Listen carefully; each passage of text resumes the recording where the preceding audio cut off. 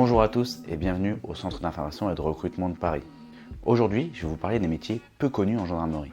Les CSTAGN, le corps de soutien technique et administratif de la gendarmerie nationale. Parce qu'en gendarmerie, il n'y a pas que le côté opérationnel, il y a aussi tout le côté administratif que je vais vous détailler dans cette vidéo. C'est un statut qui me tient particulièrement à cœur parce que c'est le mien.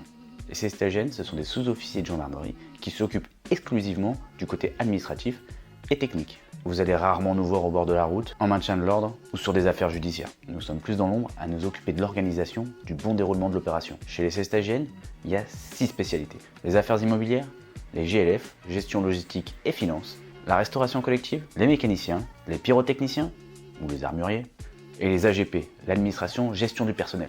En toute objectivité, c'est la meilleure des spécialités. Bon ok, c'est la mienne. Il faut être un peu chauvin dans la vie.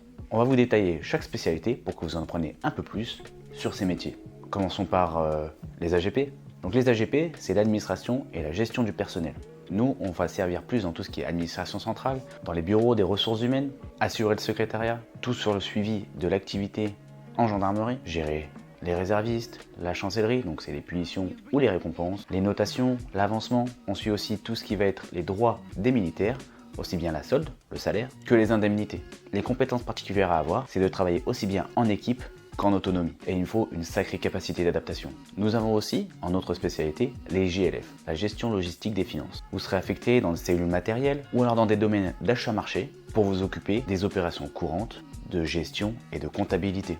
Vous allez suivre vos factures, vos conventions, en respectant votre budget qui vous sera alloué.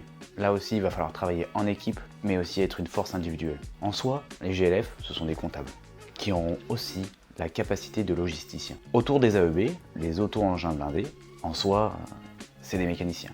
Mais en gendarmerie, on a un parc auto très intéressant. On va voir les véhicules légers, les motos, les chars, les iris-bus, les bus. Il y a un panel énorme de véhicules en gendarmerie qu'il va falloir réparer. Là, je vous avoue que le permis B, c'est vraiment un plus. Ensuite, on a les affaires immobilières, les AI. Alors, on n'attend pas des Stéphane Plaza. C'est pas vous qui allez acheter les nouveaux appartements des futurs gendarmes. C'est pas ça votre mission. Comme vous le savez, les gendarmes vivent dans des casernes. Et les casernes, ça vieillit. C'est comme tous les bâtiments. Donc en fait, un AI, c'est une personne qui va gérer une équipe de sous-officiers ou de gendarmes adjoints pour entretenir la caserne. Il peut aussi faire appel à des unités extérieures ou des entreprises extérieures pour venir à bout du problème de chaque occupant. Vous allez être un vrai contremaître en fait. Vous allez gérer vraiment du début à la fin tout ce qui va être finance, tout ce qui va être fin des travaux et résolution du problème. Ensuite, on va chercher pour la restauration collective. Alors la restauration collective, c'est pas pour faire à manger. Non. En gendarmerie, on a ce qu'on appelle des messes. Ce sont des cantines de militaires. Dans les grandes casernes, il y a toujours un mess. Et là, vous serez le manager de ce cercle mixte. Que ce soit gérer les commandes, gérer vos conventions, gérer les menus, gérer l'emploi du temps de chaque militaire qui sera sous vos ordres. On cherche vraiment un manager d'équipe, même en tant que sous-officier. Mais dans la restauration collective, il n'y a pas uniquement les messes, parce qu'il y a aussi des restaurants en gendarmerie. Et après, il va y avoir la gestion de tout ce qui est centre de loisirs, où là on peut avoir un hôtel ou des activités à gérer dans la caserne. Et pour finir, nous avons les armuriers pyrotechniciens. Alors, un armurier, qu'est-ce que c'est? Chaque gendarme est équipé d'une arme.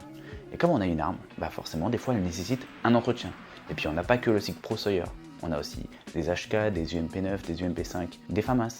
Et tout ça, ça s'entretient, ça se répare, ça se nettoie. D'où la nécessité d'avoir des pyrotechniciens, spécialistes dans l'armement. Voilà tout le corps du soutien de la gendarmerie nationale. Maintenant que vous êtes très intéressé, comment on postule et quelles sont les conditions d'accès? Pour être gendarme CESTAG, il faut déjà avoir la nationalité française, avoir entre 17 et 35 ans, être titulaire du bac ou d'un titre de niveau 4, avoir effectué sa JAPD ou sa JDC, et si vous avez le permis B, c'est un plus. Mais attention, il n'est pas obligatoire pour pouvoir y postuler. Pour vous inscrire, rien de plus simple. Vous allez sur le site de la gendarmerie, onglet recrutement et conditions d'accès, et là vous déroulez pour retrouver la rubrique des CSTAGN. Bon, maintenant que vous êtes inscrit, parlons des épreuves. Les épreuves du test de sélection sont en 2 phases. Les épreuves d'admissibilité et les épreuves d'admission. Commençons par les épreuves d'admissibilité. Alors là, c'est une épreuve écrite de mise en situation professionnelle. Cette épreuve consiste à répondre à des questions, avec ou sans document, abordant des missions que vous pourriez faire plus tard. Chaque spécialité a des épreuves bien à elle. Je vous donne un petit tips comme ça. Tous les annales sont disponibles sur le site de la gendarmerie. Onglet révision. La deuxième phase, comme je vous ai dit, c'est la phase d'admission. Et là, 3 épreuves vous attendent. Tout d'abord, vous allez avoir un entretien avec un jury de 25 minutes pour juger et évaluer vos compétences professionnelles. Ensuite, vous aurez un entretien de motivation avec un psychologue. Il va évaluer vos capacités d'adaptation pour le futur métier que vous allez exercer. Et pour finir, car nous sommes militaires avant tout, du sport. Donc là, les épreuves de sport, c'est 3 épreuves. La première, vous avez de la course en demi-fond sur 3 km. Ensuite, vous allez avoir des pompes et après, des abdos.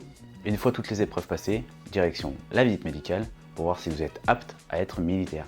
C'est simple, pour un CSTAGN, il n'y a qu'une seule école, c'est Rochefort, c'est juste à côté de La Rochelle. Le temps en école varie en fonction de la spécialité que vous avez passée, entre 6 mois à 12 mois. Et chaque formation est divisée en 2 phases. Ouais, je le sais, je parle beaucoup de phases. La première, elle est commune entre toutes les spécialités et on va être tous ensemble. C'est ce qu'on appelle la FMI, la formation militaire initiale. Là, on va vous y apprendre le b.a.-ba du militaire, à savoir le maniement de l'arme, le combat et la déontologie militaire. Et tout ça, même si on vous recrute pour faire de l'administratif. Comme je vous ai dit, n'oubliez pas, un CESTAG est un militaire avant tout. Après ces 3 premiers mois de FMI, chaque spécialité sera séparée. Bien sûr, c'est le moment de la spécialisation.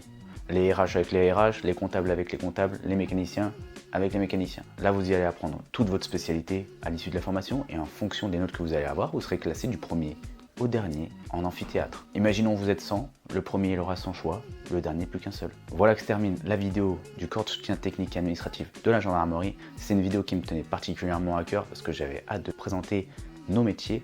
Il faut savoir qu'en gendarmerie, il n'y a pas forcément que de l'opérationnel, des maîtres de chiens, des pilotes d'hélicoptères, des motards, etc. Il y a aussi tout le côté administratif et soutien. En tant que gendarme adjoint volontaire emploi particulier, il y a aussi des peintres, des menuisiers, des électriciens, des informaticiens, des infographistes, des menuisiers, des couturiers et encore plein d'autres, plus de 250 métiers chez nous. C'est sûr, on est beaucoup moins que le corps opérationnel de la gendarmerie nationale, mais on est tout aussi important. N'hésitez pas à nous suivre sur nos réseaux sociaux, Facebook, Instagram, pour commencer à connaître la musique, de vous abonner, d'activer la cloche et d'aller farfouiller un peu dans nos anciennes vidéos pour trouver un recrutement qui vous ira comme un gant. Ah, vous partez, petite annonce, c'est bientôt Noël et le Centre d'information de recrutement de Paris a un petit cadeau pour vous. Bon, c'est surtout pour nos candidats SOG. J'en dis pas plus, mais restez vigilants. Moi je vous dis à bientôt au Centre d'information et de recrutement de Paris.